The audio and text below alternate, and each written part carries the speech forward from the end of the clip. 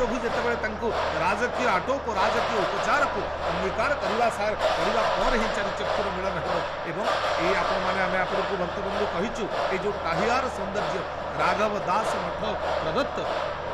ये टाहियार सौंदर्य तार कमनीयता एवं तार शोभा तार सुषमा एभली भाव में दर्शकों को भक्तों को विहुलित करे जे समस्ते तार गुणगान करी तार प्रशस्तिकारे समस्ते सतमुख हो उठी जाती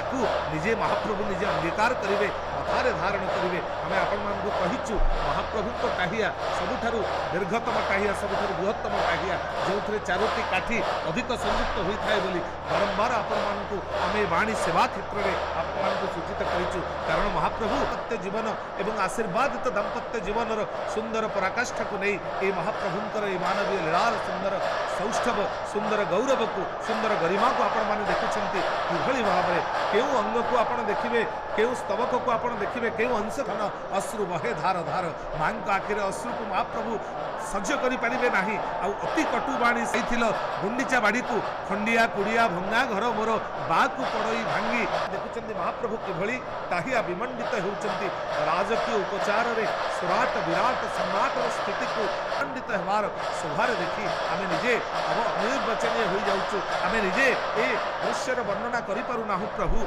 आपण जहाँ निजे आपण जो भली भाव में ये सुंदर कमत मान महाप्रभु आसवा पूर्व